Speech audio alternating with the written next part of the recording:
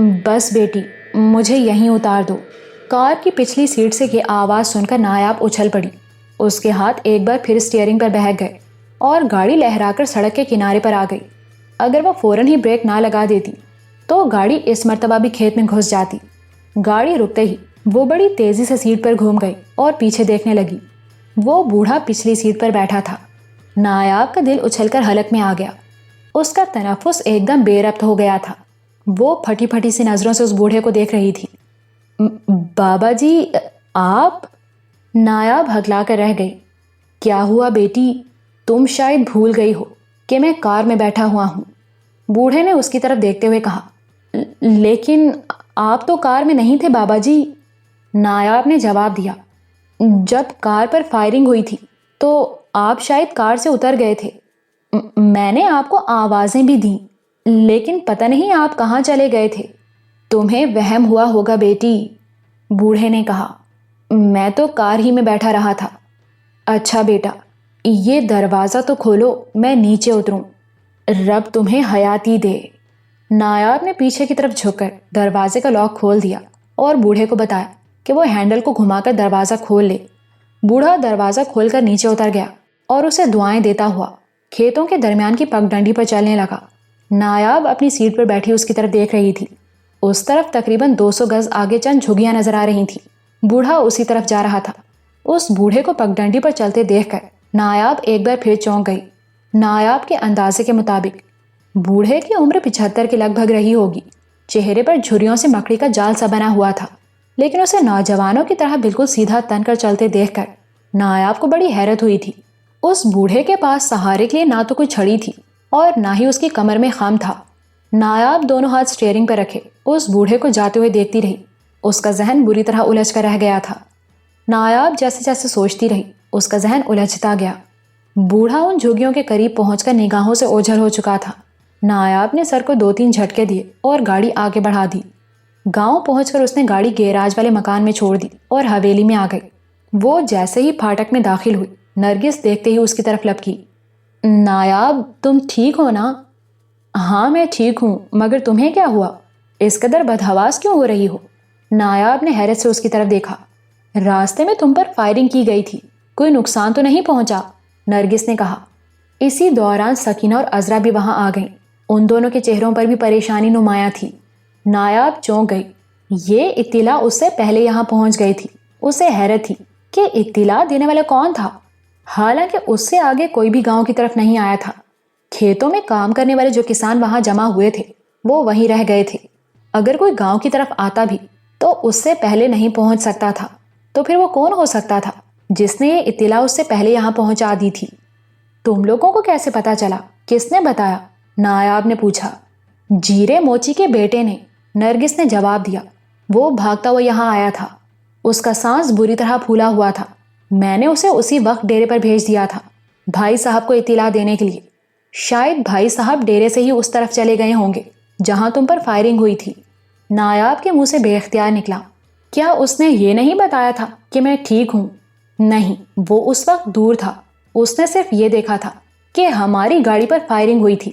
اس کو تو یہ بھی معلوم نہیں تھا کہ گاڑی میں کون ہے۔ وہ یہ بتانے کے لیے بھاگتا ہوا آ گیا تھا کہ کسی نے گاڑی پر فائرنگ کی تھی اور گاڑی کھیتوں میں گھس گئی تھی۔ نرگس نے کہا۔ سکندر بھائی اور انکل پریشان ہوں گے، نایاب بولی۔ کسی کو بھیج کر انہیں اطلاع دے دو کہ میں ٹھیک ہوں۔ انہیں پتا چل جائے گا تو وہ معلوم کرنے سیدھے گھر ہی آئیں گے، نرگس نے جواب دیا۔ لیکن ہوا کیا تھا؟ کس نے کی تھی فائرنگ؟ یہ تو معلوم نہیں ہو سکا کہ فائرنگ کرنے والا کون تھا، لیکن ایک اور حیرت انگیز بات ہوئی تھی جس کی وجہ سے میں بچ گئی، نایاب نے کہا، اور چند لمحوں کی خاموشی کے بعد اسے آئینے میں سانپ کے عکس اور اس پراسرار بوڑھے کے بارے میں بتانے لگی۔ آخر میں وہ کہہ رہی تھی، میں جب وہاں سے چلی تھی تو وہ بوڑھا کار میں نہیں تھا، لیکن راستے میں اس کی آواز سن کر میں اچھل پڑی تھی۔ اس کا کہنا تھا کہ وہ کار ہی میں بیٹھا رہا تھا، لیکن یقین کرو میں نے اسے گاڑی کے اندر بھی دیکھا تھا اور ادھر ادھر تلاش بھی کیا تھا، لیکن وہ کہیں نہیں تھا، اور پھر پتہ نہیں گاڑی میں کیسے پہنچ گیا۔ یہ تو واقعی حیرت کی بات ہے، نرگس نے کہا۔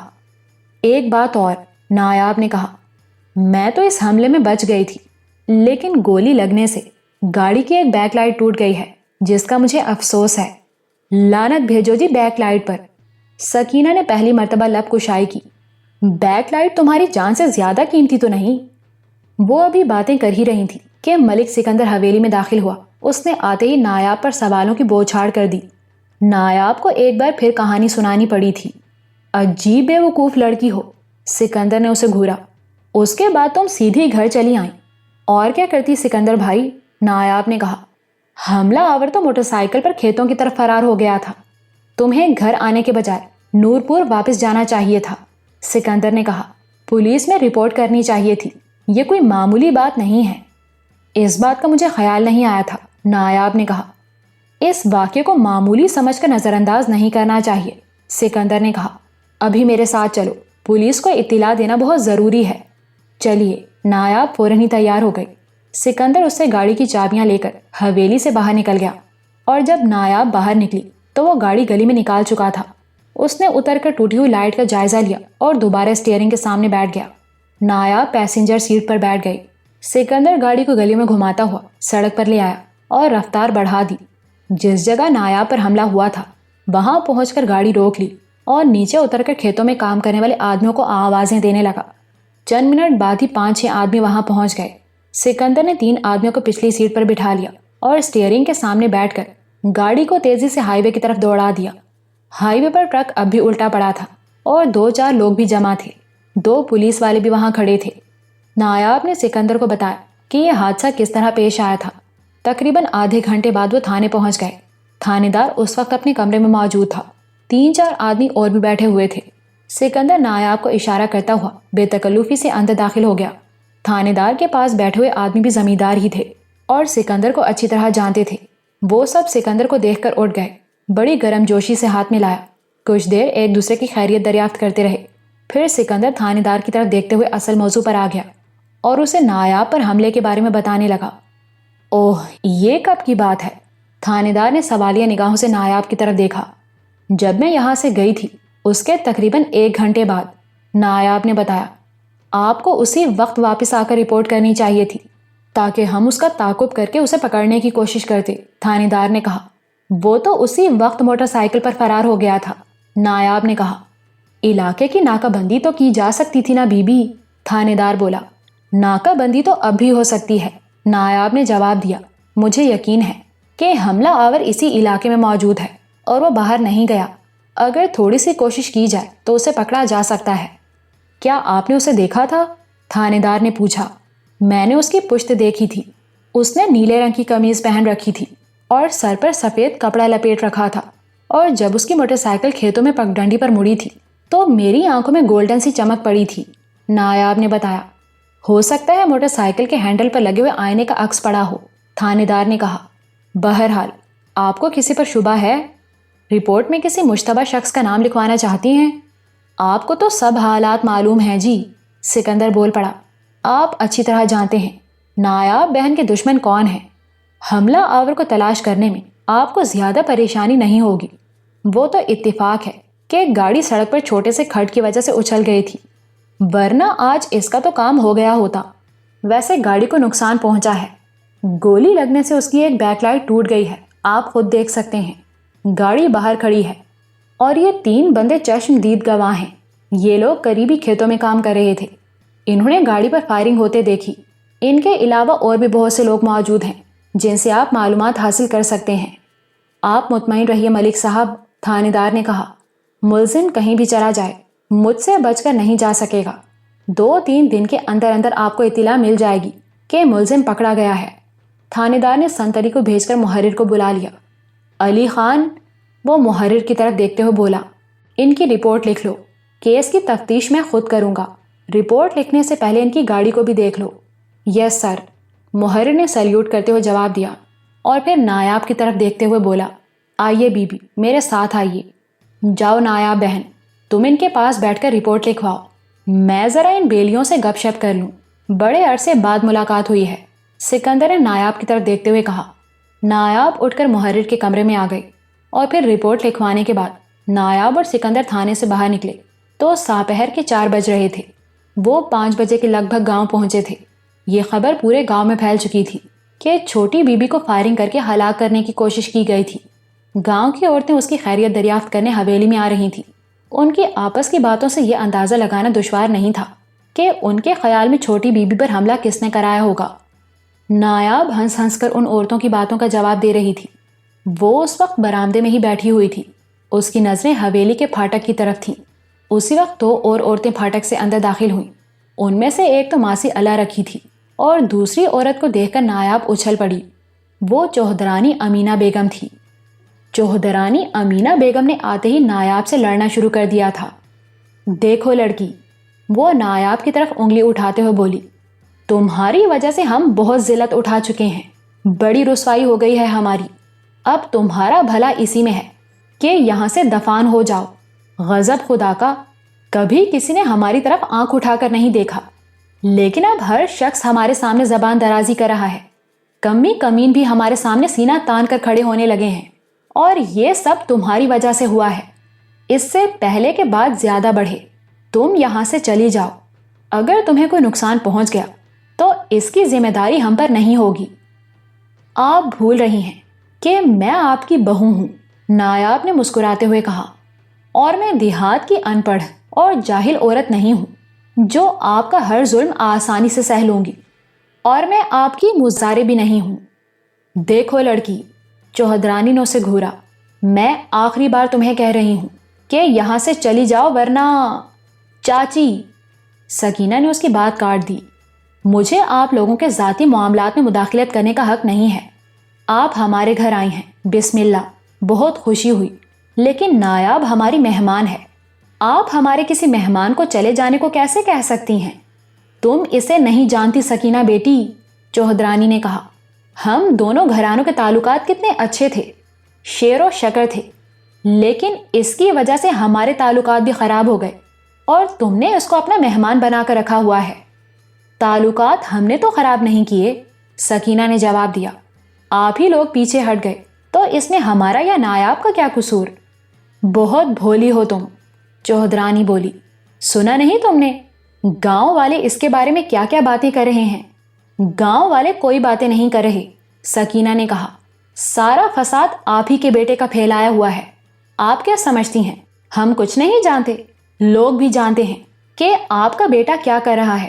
اس نے نایاب پر جھوٹا الزام لگا کر اسے بدنام کرنے کی کوشش کی تھی، لیکن نتیجہ کیا ہوا؟ اسے خود ہی دوسروں کے سامنے شرمندگی اٹھانی پڑی، لیکن اس کے باوجود اس نے کوئی سبق حاصل نہیں کیا، اور وہ اب بھی وہی حرکتیں کر رہا ہے۔ اے ہے سکینہ بیٹی، چوہدرانی ہاتھ ہلاتے ہوئے بولی، میں تو تمہیں سمجھانے آئی تھی، تم تو الٹا مجھ سے ہی لڑنے لگیں۔ میں سب سمجھتی ہوں چاچی، سکینہ نے کہا، آپ خود سمجھنے کی کوشش کریں اور اپنے بیٹے کو بھی سمجھائیں۔ آپ لوگ نایاب کو اکیلا نہ سمجھیں، صرف ہم ہی نہیں، پورا گاؤں اس کے ساتھ ہے۔ اچھا بیٹی، چوہدرانی کہتے ہوئے کرسی سے اٹھ گئی۔ کسی نے اسے روکنے کی کوشش نہیں کی۔ نایاب عجیب سی نظروں سے سکینہ کی طرف دیکھ رہی تھی۔ اسے بالکل توقع نہیں تھی کہ سکینہ چوہدرانی کو ایسی کھری کھری باتیں سنا دے گی۔ سکینہ اس کے پاس آ کر بیٹھ گئی۔ پریشان ہونے کی ضرورت نہیں، وہ اس کے کندھے پر ہاتھ رکھتے ہوئے بولی، تم اپنے آپ کو اکیلی مت سمجھو، گاؤں والے بھی سب سمجھتے ہیں کہ حقیقت کیا ہے۔ تم ایسی باتوں سے بالکل مت گھبرانا۔ میں کیوں گھبرانے لگی بھابھی؟ نایاب نے مسکراتے ہوئے کہا، آپ لوگ میرے ساتھ ہیں تو مجھے پریشان ہونے کی کیا ضرورت ہے؟ سکینہ تھوڑی دیر اس کے پاس بیٹھی باتیں کرتی رہی، پھر اپنے کاموں میں مصروف ہو گئی۔ نرگس اور عذرا بھی اپنے اپنے کاموں میں لگی ہوئی تھیں۔ اس رات کھانے کے بعد وہ ایک بار پھر ٹیلے والے کھنڈروں کے تہخانے میں خزانے کے بارے میں باتیں کرنے لگے۔ میرا خیال ہے پہلے 1-2 ہیرے کسی جوہری کو دکھا کر ان کی قیمت معلوم کی جائے، سکینہ نے کہا۔ نور پور میں تو کوئی ایسا جوہری نہیں جو ان کی قیمت لگا سکے۔ بہرحال میں کل صبح 1-2 ہیرے لے جاؤں گا اور کرم الہی کو دکھا کر بات کروں گا۔ نور پور میں سب سے بڑی دکان تو اسی کی ہے، سکندر نے کہا۔ اگر وہ صحیح قیمت نہ لگا سکا تو پھر شہر جانا پڑے گا۔ میرا خیال ہے مجھے بھی شہر جانا پڑے گا، نایاب نے کہا۔ الطاف کو یہاں آئے ہوئے 3-4 دن ہو چکے ہیں، ڈیڈی پریشان ہو رہے ہوں گے۔ میرا مشورہ ہے کہ تم الطاف کو شہر بھیج دو، سکندر نے کہا۔ کل صبح میں 2 ہیرے لے کر نور پور جاؤں گا، تم بھی میرے ساتھ چلو گی۔ تمہارے سامنے کرم الہی سونیارے سے بات ہوگی اور تھانے دار سے بھی معلوم کر لیں گے کہ اس نے کیا کیا ہے۔ ٹھیک ہے، الطاف کو میں صبح ہی شہر واپس بھیج دیتی ہوں، نایاب نے کہا۔ اور پھر دوسرے دن وہ ایک بار پھر سکندر کے ساتھ نورپور جا رہی تھی۔ کار میں ان کے ساتھ الطاف بھی تھا۔ ڈگی میں کچھ سامان رکھا ہوا تھا۔ یہ گاؤں کی سوغاتیں تھیں جو الطاف کے ہاتھ نایاب کے والد کو بھیجی جا رہی تھیں۔ نایاب نے والد کے نام ایک خط لکھ کر الطاف کو دے دیا تھا، جس میں یہاں کے مختصر حالات لکھتے ہوئے کہا تھا کہ وہ بنگلے کی آتش زدگی کے بارے میں پولیس سے رابطے میں رہیں۔ نورپور پہنچ کر انہوں نے پہلے الطاف کو شہر جانے والی بس پر سوار کر دیا اور پھر صرافہ بازار میں کرم الہی سنیارے کی دکان پر آ گئے۔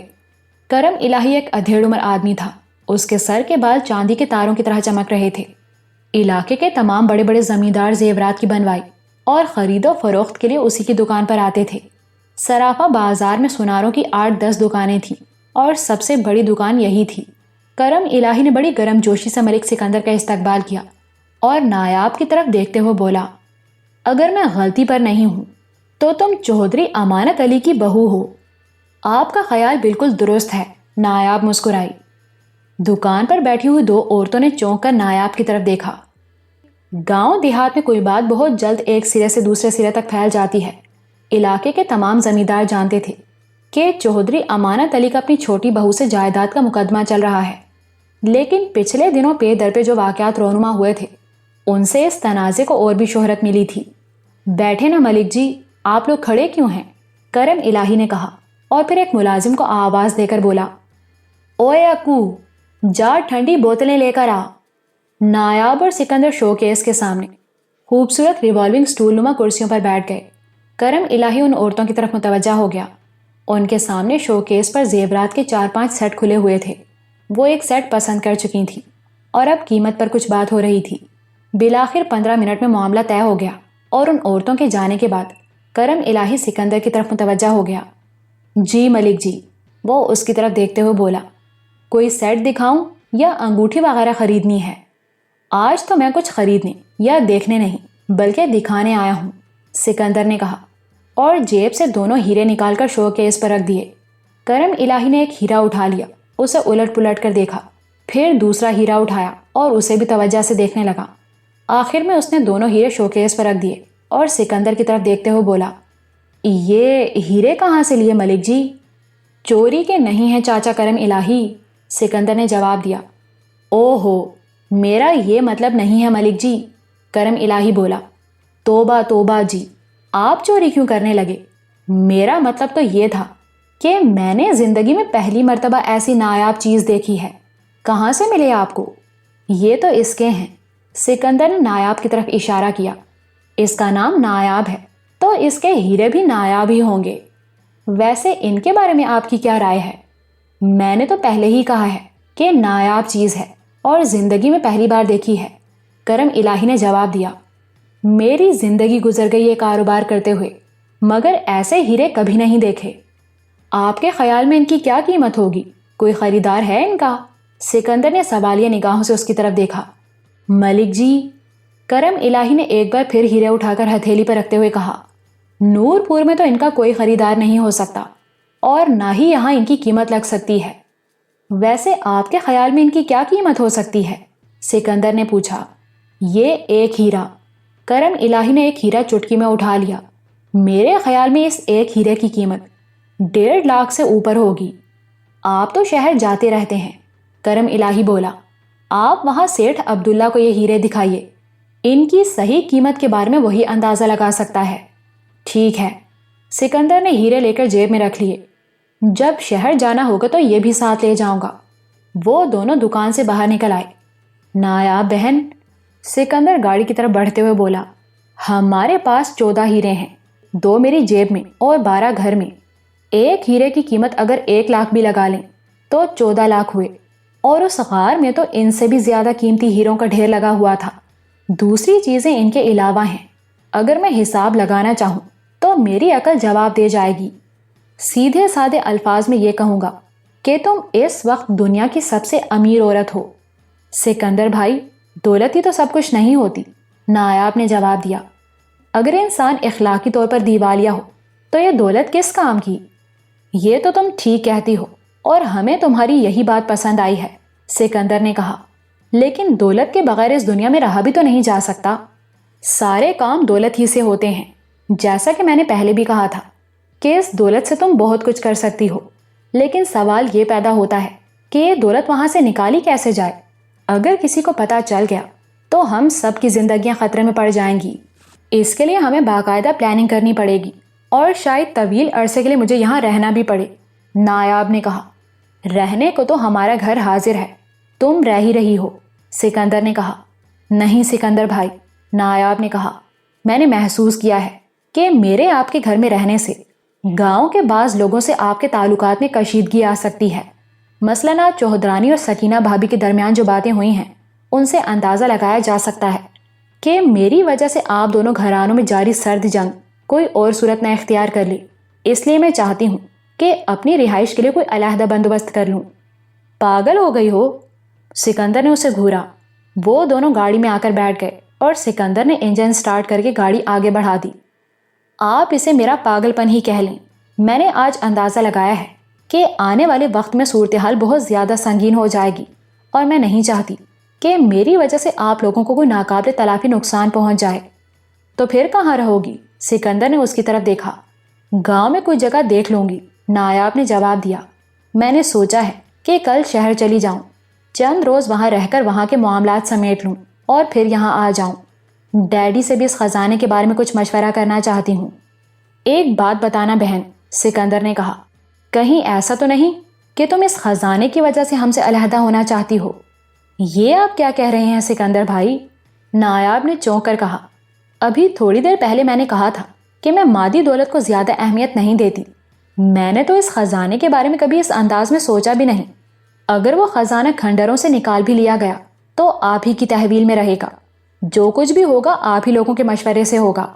اور یہ حقیقت تھی، نایاب نے کبھی اس انداز میں نہیں سوچا تھا، اور نہ ہی اس نے کبھی سکندر کی نیت پر شبہ کیا تھا۔ اس نے تو یہی سوچا تھا کہ اس خزانے سے جو کام بھی لیا جائے گا ان لوگوں کے مشوروں سے ہی لیا جائے گا۔ سکندر نے تھانے کے سامنے پہنچ کر گاڑی روک لی۔ جب وہ اندر پہنچے تو پتا چلا کہ تھانے دار رائے پور نامی گاؤں میں چوری کے ایک کیس کی تفتیش کے لیے گیا ہوا ہے۔ اس حملہ آور کو کوئی سراغ ملا جس نے نایاب پر فائرنگ کی تھی؟ سکندر نے سب انسپیکٹر سے پوچھا۔ تفتیش شروع کر دی ہے ملک جی، اور آپ کے سوال کا جواب تو انسپیکٹر صاحب ہی دے سکتے ہیں، سب انسپیکٹر نے جواب دیا۔ تمہارا انسپیکٹر بھی بڑا عجیب ہے، ملک سکندر نے کہا۔ اتنا اہم کیس چھوڑ کر چوری کی تفتیش کرنے چلا گیا، لگتا ہے اس کا کوئی بندوبست کرنا ہی پڑے گا۔ ملک جی، سب انسپیکٹر نے مسکراتے ہوئے جواب دیا، ایک تھانے دار کا بندوبست کرنے سے کیا ہوگا؟ یہاں تو آوے کا آوا ہی بگڑا ہوا ہے۔ ویسے ایک بات بتاؤں ملک جی، آپ اس بات کی تسلی کر لیں کہ نہ تو ماجھا کمہار کے قتل کا سراغ ملے گا اور نہ ہی نایاب بی بی پر حملہ کرنے والے موٹر سائیکل سوار کا۔ وہ تو مجھے پتا ہے، ملک سکندر نے کہا، اس لیے تو کہا ہے کہ اس کا کوئی بندوبست کرنا پڑے گا۔ اچھا ٹھیک ہے، میں کل صبح آ کر اس سے بات کروں گا، اس کو بتا دینا کہ میں آیا تھا۔ وہ دونوں تھانے سے باہر آ گئے۔ سب انسپیکٹر نے اسے جو کچھ بتایا تھا وہ سکندر کے لیے غیر متوقع نہیں مگر تشویش انگیز ضرور تھا۔ وہ کل ہی تھانے دار کی باتوں سے سمجھ گیا تھا کہ وہ اس معاملے میں زیادہ سیریس نہیں ہے۔ ہو سکتا ہے مخالف پارٹی نے بڑی رقم لگائی ہو۔ ملک سکندر کو چیزیں بھی خریدنا چاہتا تھا۔ اس نے گاڑی بازار میں ایک جگہ کھڑی کر دی اور انجن بند کرتے ہوئے بولا، تم گاڑی میں ہی بیٹھو، میں 5 منٹ میں آتا ہوں۔ وہ گاڑی سے اتر کر ایک طرف چلا گیا۔ نایاب اپنی سیٹ پر بیٹھی ادھر ادھر دیکھنے لگی۔ ابھی 10 نہیں بجے تھے۔ بازاروں میں اچھی خاصی رونق تھی۔ آس پاس کے گاؤں دیہاتوں سے آنے والے لوگ خرید و فروخت میں مصروف تھے۔ دفتن نایاب چونک گئی۔ اس کے چہرے پر کسی چیز کا عکس پڑا۔ ایک لمحے کو اس کی آنکھیں چوندھیا سی گئیں۔ ایسا لگا تھا جیسے کسی سنہری چیز کی چمک پڑی ہو۔ وہ ادھر ادھر دیکھنے لگی۔ گاڑی کے پچھلی طرف سے آنے والی ایک موٹر سائیکل قریب سے گزر کر آگے نکلی تھی، اور موٹر سائیکل کے ہینڈل پر لگا ہوا آئینہ دھوپ میں چمک اٹھا تھا جس کا عکس اس کے چہرے پر پڑا تھا۔ نایاب نے اس موٹر سائیکل کی طرف دیکھا اور پھر اچھل پڑی۔ موٹر سائیکل کے آئینے کے ساتھ سجاوٹ کے لیے سنہری پنیوں کی جھالر سی بندھی ہوئی تھی، اور وہ چمک اسی جھالر کی تھی۔ نایاب کے دماغ میں جھماکے ہونے لگے۔ کل اس پر حملے کے بعد وہ موٹر سائیکل سوار جب کھیتوں میں فرار ہو رہا تھا تو نایاب کے چہرے پر ایسی ہی چمک پڑی تھی۔ اس نے آگے جاتی ہوئی موٹر سائیکل کی طرف دیکھا۔ وہ کافی دور نکل چکی تھی۔ نایاب بڑی پھرتی سے سرک کر ڈرائیونگ سیٹ پر آ گئی۔ لیکن دوسرے ہی لمحے اس کے منہ سے گہرا سانس نکل گیا۔ سکندر شاید بے خیالی میں چابی نکال کر اپنے ساتھ ہی لے گیا تھا۔ نایاب دروازہ کھول کر نیچے اتر آئی۔ گاڑی کے قریب ہی ایک خوانچے والا کھڑا تھا۔ خوانچے والے، نایاب اسے مخاطب کرتے ہوئے بولی۔ یہ گاڑی والا جب آئے تو اسے کہنا یہیں رک کر میرا انتظار کرے۔ میں جانتا ہوں جی، یہ ملک جی کی گاڑی ہے، خوانچے والے نے جواب دیا۔ انہیں کہنا یہیں رک کر میرا انتظار کریں، نایاب نے کہا اور تیزی سے آگے بڑھ گئی۔ وہ موٹر سائیکل کافی دور نکل چکی تھی۔ نایاب دوڑنے والے انداز میں تیز تیز قدم اٹھاتی ہوئی چلتی رہی۔ رش کی وجہ سے اسے آگے بڑھنے میں خاصی دشواری پیش آ رہی تھی۔ اسے کئی مرتبہ لوگوں کو دھکے دے کر راستے سے ہٹانا پڑا تھا۔ لوگ گھور گھور کر اسے دیکھ رہے تھے۔ نایاب کی نظریں تقریباً 40 گز آگے موٹر سائیکل سوار پر جمی ہوئی تھیں۔ نیلی قمیص جیسے اس کی نظروں میں گڑ کر رہ گئی تھی۔ نایاب کو یقین تھا کہ یہ وہی آدمی ہے جس نے کل اس پر فائرنگ کی تھی۔ بازار میں رش کی وجہ سے موٹر سائیکل کی رفتار بھی زیادہ تیز نہیں تھی۔ اسی طرح تیز تیز چلتے ہوئے نایاب پسینے میں شرابور ہو گئی، لیکن اس نے اپنی رفتار کم کرنے کی کوشش نہیں کی۔ موٹر سائیکل آگے دائیں طرف سڑک پر مڑ گئی تھی۔ نایاب اب باقاعدہ دوڑ رہی تھی۔ لوگ اسی طرح اسے دیکھ رہے تھے جیسے وہ پاگل ہو گئی ہو، لیکن وہ لوگوں کی نظروں کی پرواہ کیے بغیر دوڑتی رہی اور موڑ پر پہنچ کر رک گئی۔ اس کا سانس پھول گیا تھا۔ وہ سانس پر قابو پانے کی کوشش کرتے ہوئے ادھر ادھر دیکھنے لگی۔ یہ بھی پرہجوم بازار تھا۔ اور پھر تقریباً 20 گز آگے اناج کی ایک دکان کے سامنے وہ موٹر سائیکل کھڑی دیکھ کر اچھل پڑی اور تیز تیز قدم اٹھاتی ہوئی آگے چلنے لگی۔ دکان کے قریب پہنچ کر وہ رک گئی۔ نیلی قمیص والا وہ آدمی دکان کے اندر کھڑا 2 آدمیوں سے باتیں کر رہا تھا۔ اس کا رخ دوسری طرف تھا۔ اس نے تو نایاب کو نہیں دیکھا تھا، لیکن سامنے کھڑے ہوئے ایک آدمی نے اسے دیکھ لیا تھا۔ اس کے چہرے پر ایسے تاثرات ابھر آئے تھے جیسے وہ نایاب کو دیکھ کر چونک گیا ہو۔ اس نے مڑ کر دھیمے لہجے میں نیلی قمیص والے سے کچھ کہا۔ نیلی قمیص والے نے پیچھے مڑ کر نہیں دیکھا۔ وہ چند سیکنڈ وہیں کھڑا ان دونوں سے باتیں کرتا رہا، پھر دکان سے باہر آ گیا۔ جیسے ہی موٹر سائیکل کے قریب پہنچا، نایاب اس کے سامنے آ گئی اور گھورتی ہوئی نگاہوں سے اسے دیکھنے لگی۔ کیا بات ہے بی بی، تم مجھے اس طرح کیوں گھور رہی ہو؟ نیلی قمیص والا بولا۔ میرا خیال ہے تم مجھے اتنی جلدی نہیں بھول سکتے، نایاب نے کہا۔ ابھی تو اس واقعے کو 24 گھنٹے بھی نہیں ہوئے۔ میں نے تمہیں پہچان لیا ہے۔ مجھ پر فائرنگ کرنے کے بعد تم اسی موٹر سائیکل پر کھیتوں میں فرار ہوئے تھے، لیکن اب میں تمہیں بھاگنے کا موقع نہیں دوں گی۔ تم پاگل تو نہیں ہو گئی؟ نیلی قمیض والے نے کہا۔ تم مجھ پر بلا وجہ الزام لگا رہی ہو۔ اس سے پہلے تو میں نے تمہیں کبھی دیکھا بھی نہیں۔ لیکن نایاب نے چیخ چیخ کر لوگوں کو جمع کر لیا تھا۔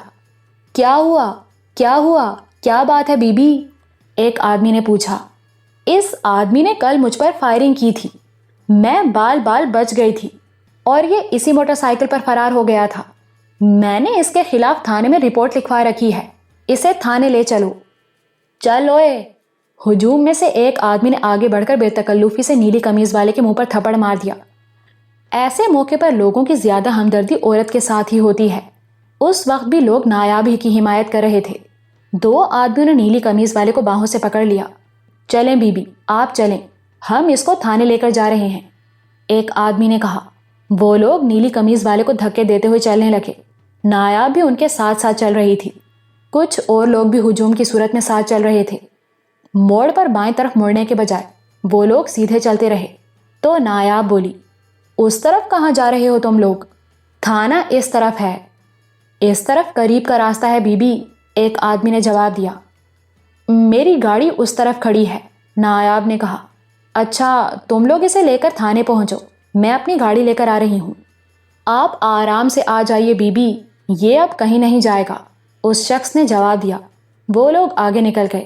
نایاب بائیں طرف بازار میں مڑ گئی اور تیز تیز قدم اٹھاتے ہوئے چلنے لگی۔ وہ چند منٹ بعد ہی کار کے قریب پہنچ گئی۔ اس کا سانس پھولا ہوا تھا اور چہرے پر عجیب سے تاثرات تھے۔ سکندر گاڑی کے قریب کھڑا تھا۔ وہ اس کے چہرے کے تاثرات دیکھ کر چونک گیا۔ کیا بات ہے، کہاں چلی گئی تھی تم؟ سکندر نے پوچھا۔ میں نے اسے پکڑ لیا ہے، وہ لوگ اسے تھانے لے کر گئے ہیں، نایاب نے بے ربط تنفس پر قابو پانے کی کوشش کرتے ہوئے کہا۔ کس سے پکڑ لیا ہے؟ سکندر کے لہجے میں حیرت تھی۔ وہی کل جس نے مجھ پر گولیاں چلائی تھیں، نایاب نے جواب دیا۔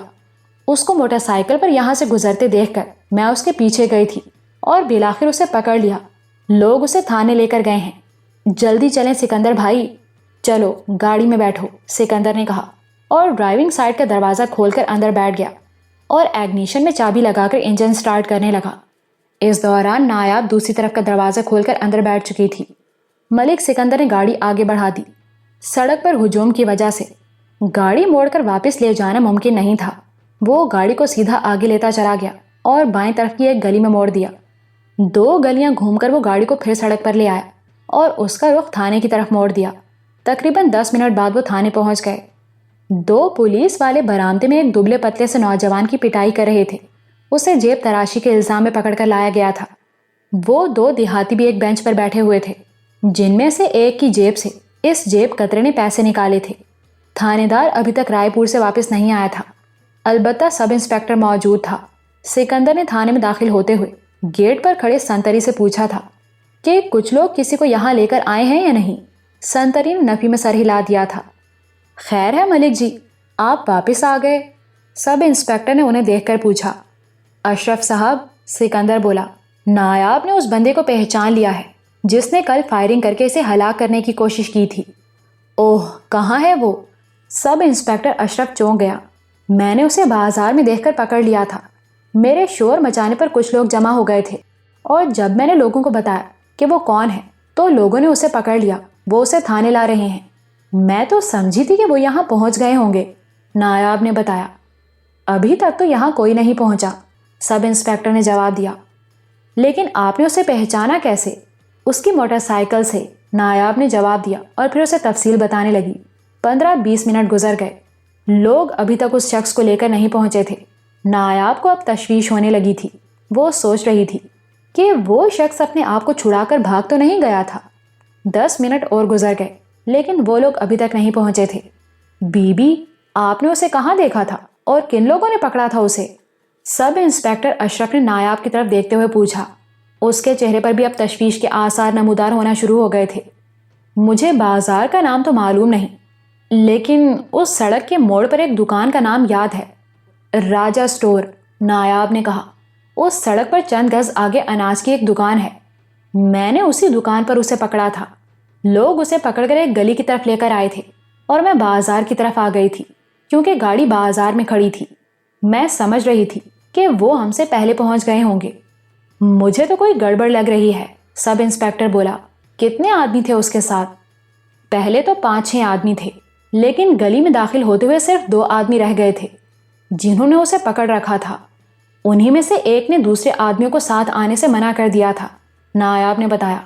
میرے ساتھ آئیے، سب انسپیکٹر اشرف کہتے ہوئے اٹھ کر کھڑا ہو گیا۔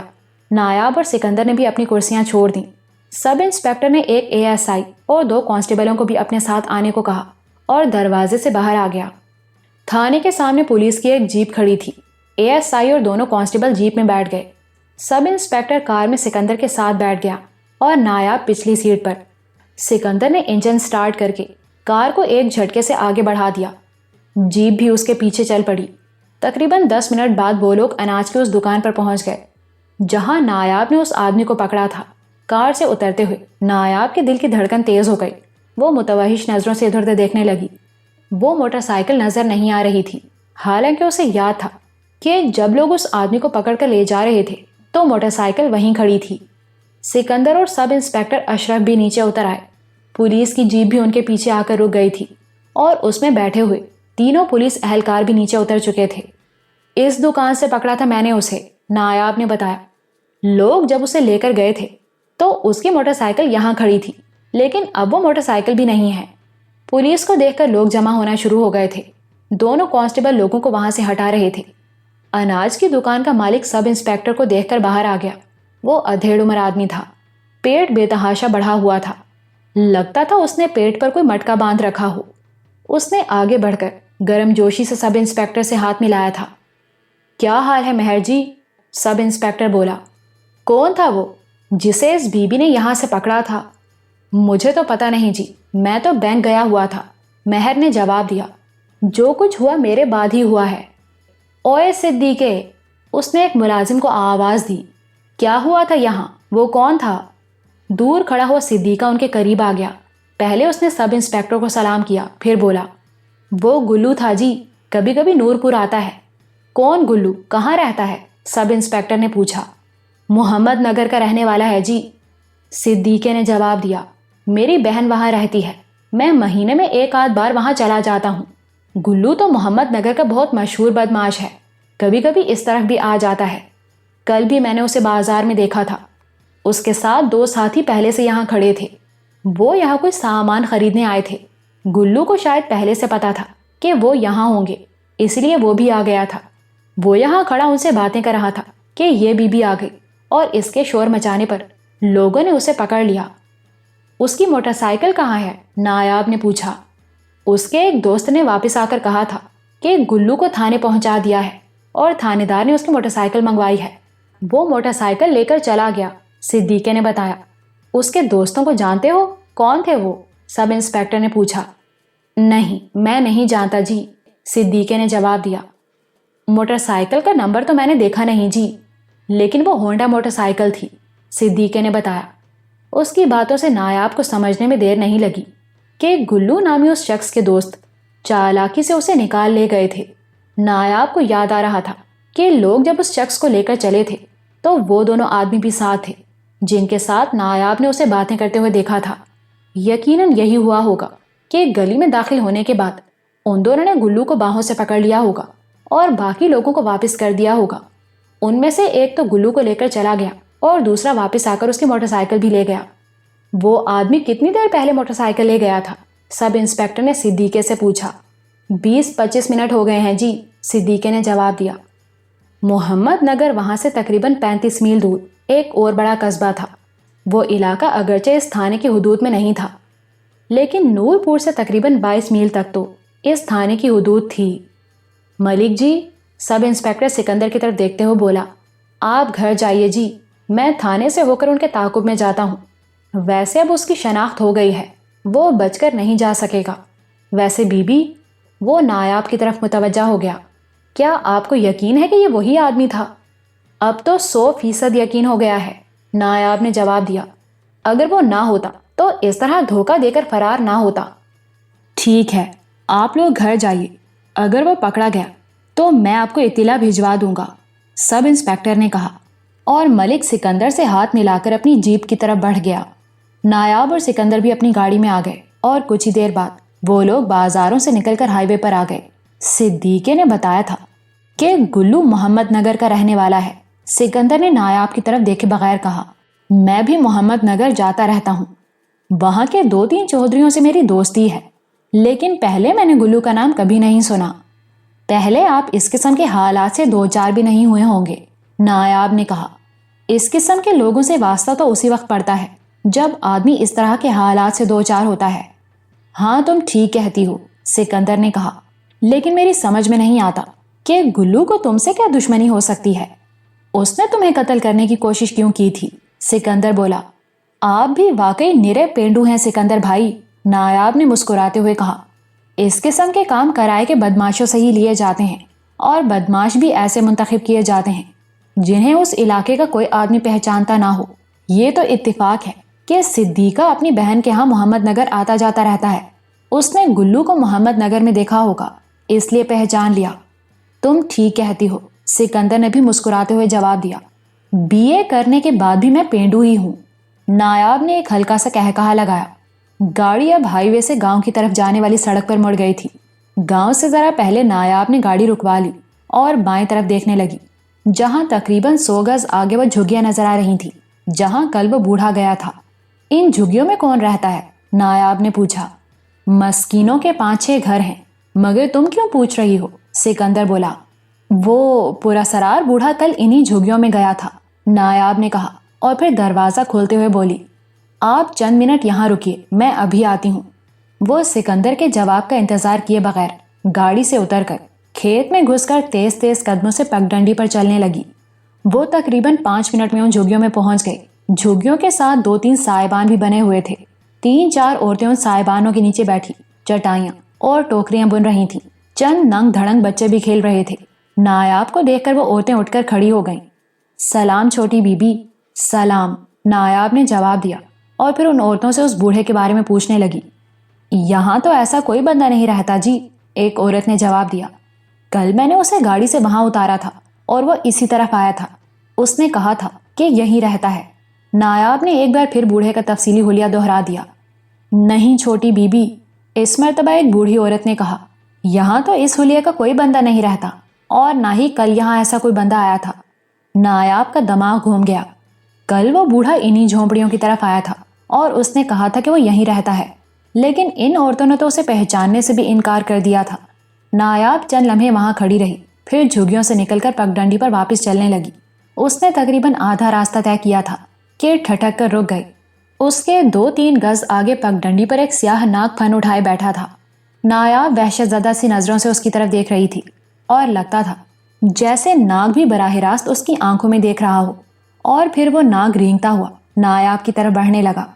اس خوفناک سیاہ ناگ کو اپنی طرف آتا دیکھ کر نایاب کے منہ سے بے اختیار چینخ نکل گئی۔ اس نے بھاگنا چاہا، مگر اس کے پیر جیسے زمین سے چپک کر رہ گئے تھے۔ وہ اپنی جگہ پر کھڑی کھڑی چیخنے لگی۔ ملک سکندر جھونپڑیوں کی طرف ہی دیکھ رہا تھا۔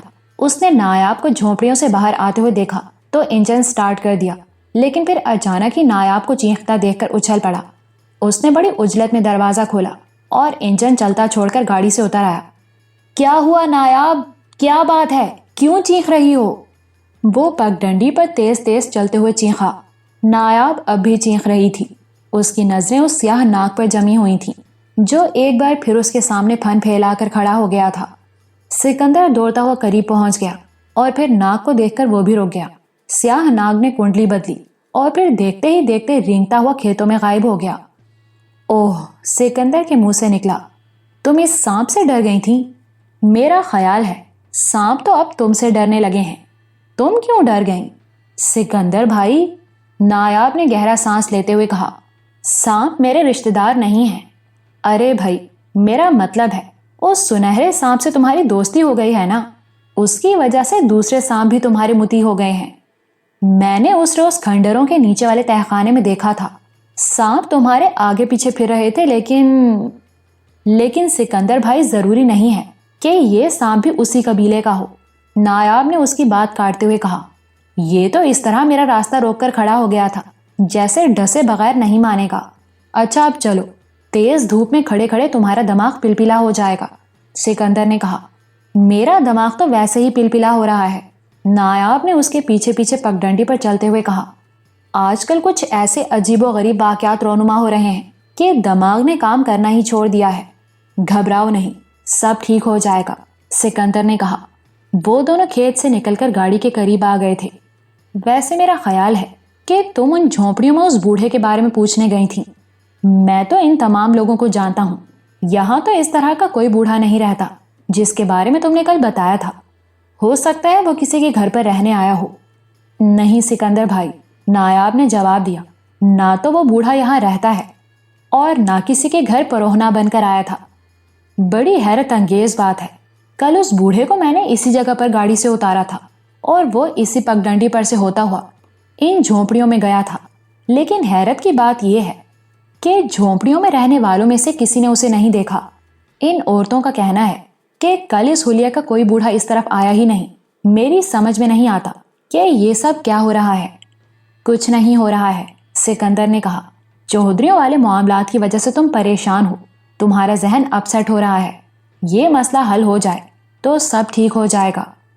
مسئلہ تو مزید پیچیدہ ہوتا جا رہا ہے، نایاب نے گہرا سانس لیتے ہوئے کہا۔ سکندر نے کوئی جواب نہیں دیا۔ وہ دونوں گاڑی میں بیٹھ گئے اور پھر چند ہی منٹ بعد وہ گاؤں پہنچ چکے تھے۔ گاؤں میں بڑی رونق تھی۔ ایک کسان کی بیٹی کی شادی تھی۔ اس کے تعلقات سب سے تھے اور اس نے بہت سے لوگوں کو بیٹی کی شادی پر مدعو کر رکھا تھا۔ ناصرہ عذرا کی سہیلی تھی، ان کا سارا گھر اس شادی میں مدعو تھا۔ نایاب جب گھر پہنچی تو عذرا اور نرگس تیار تھیں۔ عذرا تو صبح سے کئی چکر ناصرہ کے گھر کے لگا چکی تھی۔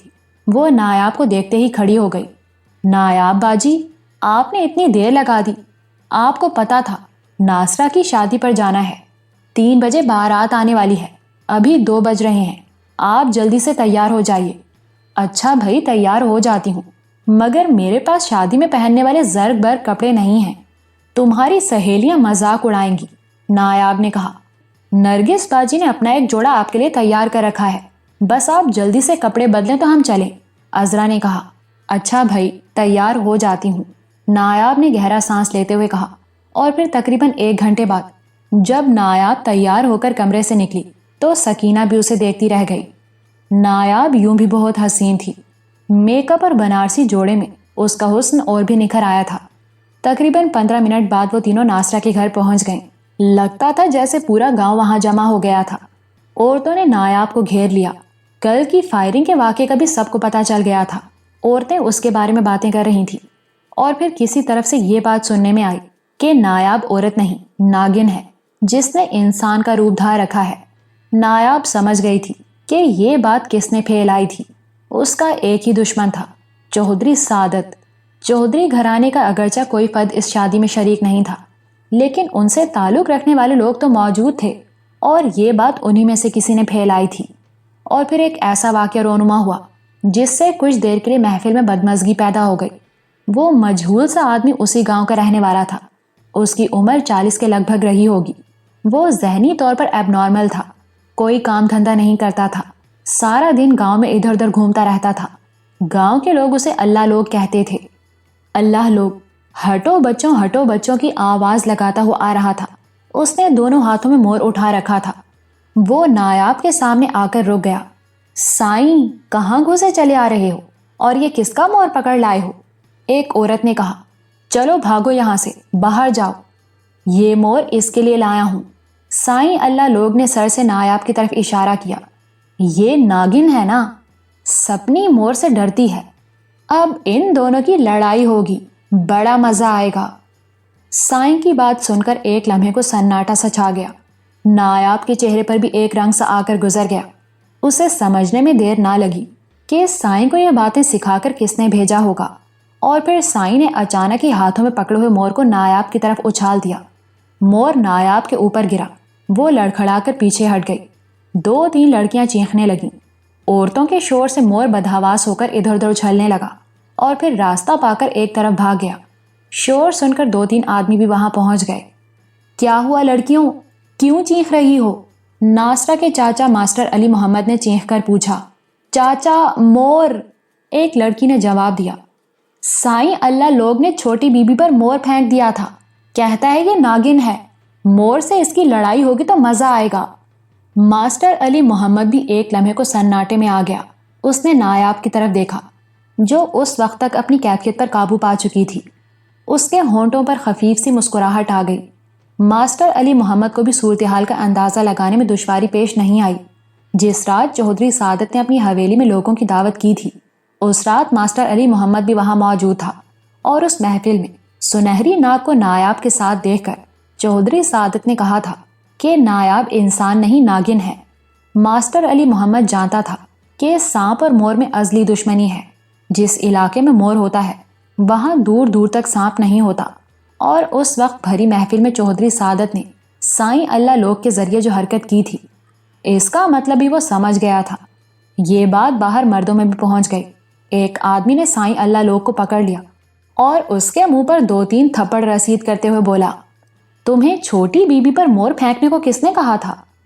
بگے نے۔ سائیں اللہ لوگ نے روتے ہوئے جواب دیا، اس نے مجھے 2 روپے دیے تھے۔ بگا چودھری سعادت کا مظاہرہ تھا۔ لوگوں کو سمجھنے میں دیر نہ لگی کہ یہ حرکت کس کی تھی۔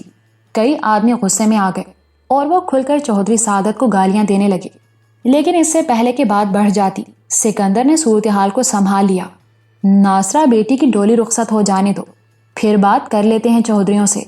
اس نے کہا، میں اس موقع پر کوئی جھگڑا نہیں چاہتا۔ بارات والے پروہنے کیا کہیں گے؟ بس اب ختم کرو بات کو۔ اور اس طرح بات وقتی طور پر ٹل گئی۔ 5 بجے کے قریب بارات رخصت ہو گئی، اور اس کے بعد بگے کی تلاش شروع ہو گئی، اور بالآخر اسے مویشیوں کے باڑے سے پکڑ لیا گیا۔ سب لوگ ابھی تک شادی والے گھر میں ہی جمع تھے۔ ماسٹر محمد علی بھی موجود تھا۔ کیوں اے بگے، آخر کمین ہی نکلا نا؟ ماسٹر محمد علی نے اسے گھورتے ہوئے کہا، یہ کیا حرکت کی تھی تو نے؟ مہمانوں کے سامنے کیا عزت رہ گئی ہماری؟ نایاب بیٹی بھی تو مہمان ہے ہماری، وہ کیا سوچتی ہوگی؟ اوے کمزاد، نایاب نے اگر چودھریوں سے متھا لگایا ہے تو وہ اس کی ٹکر کے ہیں، وہ ان کی بہو ہے، ان کا آپس میں جھگڑا ہے، مگر تو کمزاد ہو کر ان کی برابری کر رہا ہے، اپنی اوقات بھول گیا ہے کیا؟ بتا تو نے ایسا کیوں کیا؟ میری بات کا جواب دے ورنہ تجھے اس پیپل کے درخت کی سب سے اونچی شاخ سے الٹا ٹانگ دیں گے۔ بتا تو نے ایسا کیوں کیا؟ مجھے معاف کر دو ماسٹر جی، بگے نے ہاتھ جوڑ دیے۔ معافی کے بارے میں تو بعد میں سوچیں گے، پہلے یہ بتا کس کے کہنے پر ایسا کیا تو نے؟ ماسٹر محمد علی نے کہا کہ کسی کے کہنے پر نہیں جی، بگے نے ہکلاتے ہوئے کہا۔ وہ جی میں نے لوگوں کو کہتے سنا تھا کہ چھوٹی بی بی انسان نہیں ناگن ہے۔ میں نے یہ بھی سنا تھا کہ سانپ مور سے ڈرتا ہے، جہاں مور ہو وہاں سانپ نہیں ہوتا۔ میں نے آزمانے کے لیے سائیں اللہ لوگ کو وہ مور دیا تھا اور اسے کہا تھا کہ چھوٹی بی بی کو جا کر دے دے، مگر اس نے دور سے ہی پھینک دیا۔ مجھے معاف کر دو ماسٹر جی، آئندہ ایسی کوئی غلطی نہیں ہوگی جی۔ تو نے کس کے کہنے پر ایسا کیا تھا؟ سچ بتا۔ ماسٹر محمد علی نے اس کے منہ پر زوردار تھپڑ رسید کر دیا۔ وہ جی میں نے خود ہی۔ سچ بتاؤ اے۔ سکندر نے آگے بڑھ کر اسے زوردار ٹھوکر رسید کر دی۔ سچ بتا ورنہ تیرا گلا گھونٹ دوں گا۔ اس نے ایک ہاتھ اس کے گلے پر جما دیا۔ بتاتا ہوں ملک جی، بتاتا ہوں، بگا ہاتھ جوڑتے ہوئے بولا۔ اس کے منہ سے گھٹی گھٹی سی آوازیں نکل رہی تھیں۔ وہ مجھے مار دیں گے جی۔ اگر نہیں بتائے گا تو میں تجھے مار دوں گا۔ سکندر غرایا۔ جلدی بتا۔ بتاتا ہوں جی۔ بگے نے اب بھی ہاتھ جوڑ رکھے تھے، وہ خوف سے تھر تھر کانپنے لگا تھا۔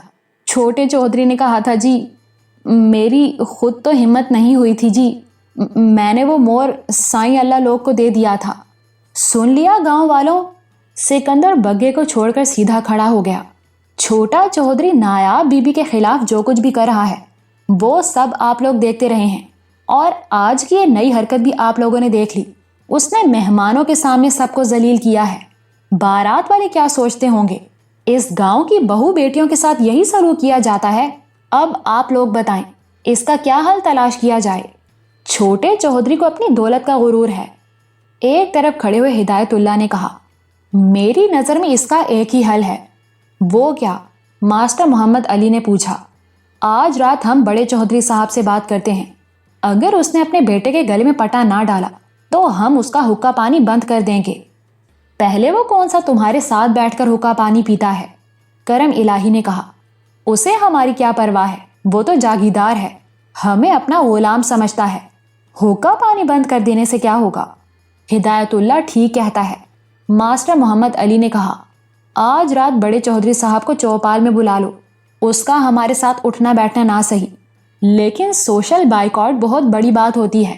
اور ملک جی، وہ سکندر کی طرف گھوم گیا، اس کا کیا کرنا ہے؟ اس کا اشارہ بگے کی طرف تھا۔ اس کے بارے میں تو میں نے سوچ لیا ہے، سکندر نے جواب دیا، اور پھر بگے کی طرف دیکھ کر بولا، تم اپنا بوریا بستر سمیٹو اور آج رات ہی اس گاؤں سے نکل جاؤ۔ اگر کل صبح تم اس گاؤں میں نظر آئے تو چمڑی ادھیڑ دوں گا۔ مجھے معاف کر دو ملک جی۔ بگا گڑ گڑانے لگا۔ چھوٹا چودھری مجھے کہیں بھی چین سے نہیں رہنے دے گا، وہ مجھے مار ڈالے گا۔ ملک جی ٹھیک کہتے ہیں، ہدایت اللہ بولا، تم صبح ہونے سے پہلے پہلے گاؤں چھوڑ دو، اگر کل صبح تم گاؤں کے آس پاس بھی نظر آئے تو ہم تمہیں مار دیں گے۔ میں نکے نکے بچوں کو لے کر کہاں جاؤں گا ملک جی، مجھے معاف کر دو۔ بگا گڑ گڑاتے ہوئے سکندر کے پیروں پر گر گیا۔ چل بھاگ جا اب یہاں سے، سکندر نے اسے ڈانٹ دیا۔ کل صبح مجھے گاؤں میں نظر نہ آنا، سمجھے؟ بگا ایک ایک کے سامنے ہاتھ جوڑ کر منتیں کرتا رہا، مگر سب کا فیصلہ یہی تھا کہ وہ صبح ہونے سے پہلے پہلے گاؤں چھوڑ دے۔ بالآخر وہ آنسو بہاتا ہوا وہاں سے رخصت ہو گیا۔ چودھری امانت علی کو بھی پیغام بھیج دیا گیا کہ وہ رات 8 بجے چوپال پہنچ جائے۔ سکندر گھر آ گیا۔ نایاب وغیرہ بھی چند منٹ پہلے ہی واپس آئی تھی۔ سکندر کے گھر پہنچتے ہی آج کے مسئلے پر بحث شروع ہو گئی۔ اب تو انتہا ہو گئی ہے، سکندر کہہ رہا تھا۔ آج بڑے چودھری کو چوپال میں بلایا ہے، سب لوگوں نے فیصلہ کر لیا ہے کہ اگر اس نے سعادت کو ان حرکتوں سے نہ روکا تو ان کا حقہ پانی بند کر دیا جائے گا۔ ہو گیا حقہ پانی بند، سکینہ بولی۔ اس کے لہجے میں ہلکا سا طنز تھا۔ آپ چودھریوں کو بھی جانتے ہیں اور گاؤں والوں کو بھی، چودھریوں کا حقہ پانی بند کر کے یہ لوگ خود کہاں جائیں گے؟ اب وقت بدل گیا ہے سکینہ بی بی، سکندر نے کہا۔ گاؤں کے لوگوں کو بھی اب تھوڑی بہت عقل آ گئی ہے. وہ جان گئے ہیں کہ یہ بڑے بڑے زمیندار اور جاگیردار ان کا خون چوس رہے ہیں. کل تک گاؤں والوں کی زبانیں بند تھیں، لیکن آج وہ کھل کر چودھریوں کے خلاف بول رہے ہیں. سعادت نے ابھی تک جو کچھ بھی کیا ہے نایاب کے خلاف ہی کیا ہے. جس روز اس نے گاؤں کے کسی ایک آدمی کے خلاف کوئی کارروائی کی، اس روز سب کی زبانیں پھر بند ہو جائیں گی.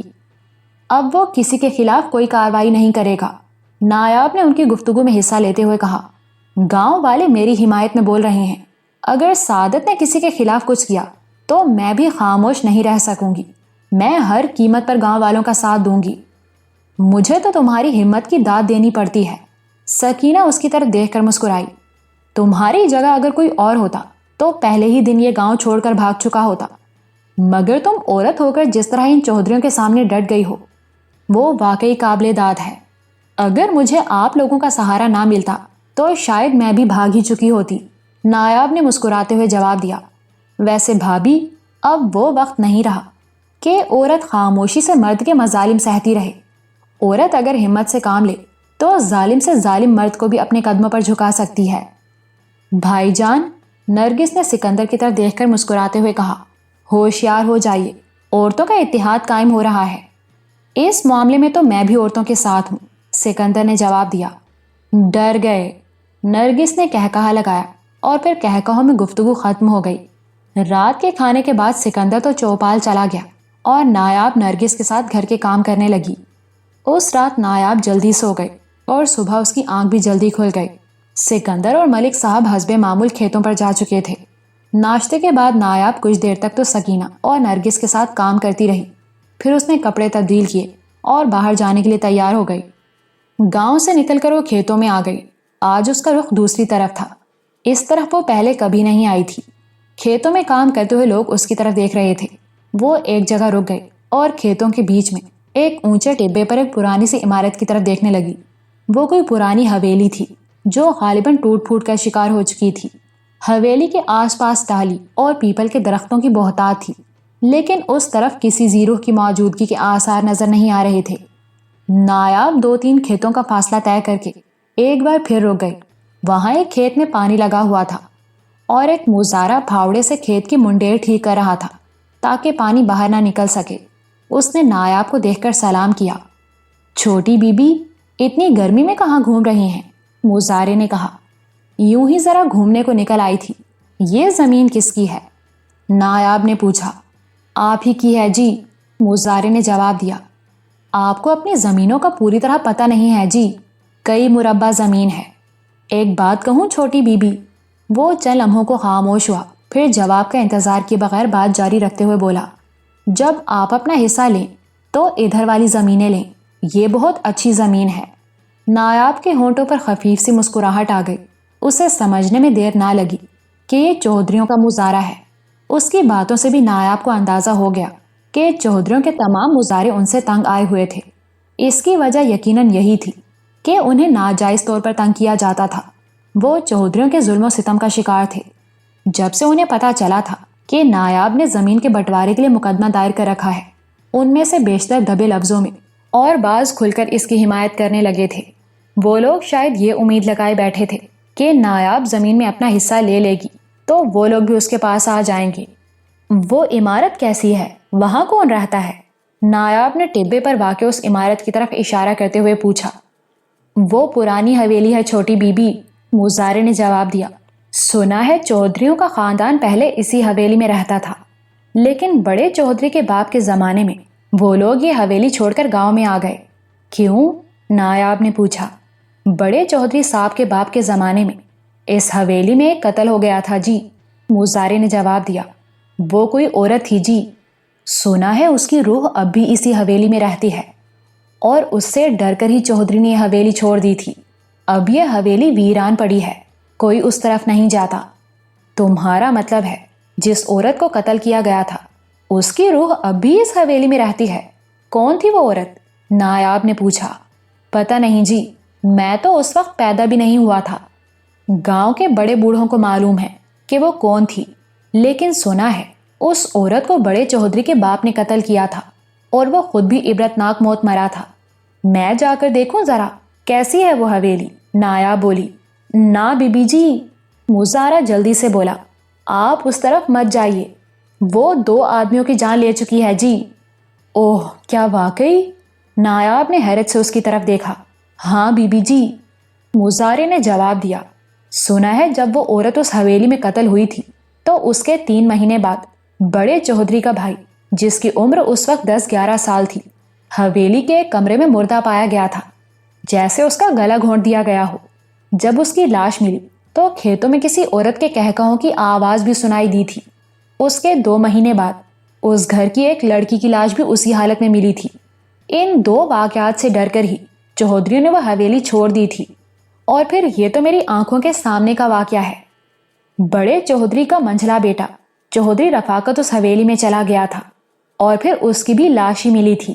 اس کے بعد تو لوگوں نے ڈر کے مارے اس حویلی کی طرف جانا ہی چھوڑ دیا۔ آپ بھی اس طرف مت جائیے چھوٹی بی بی۔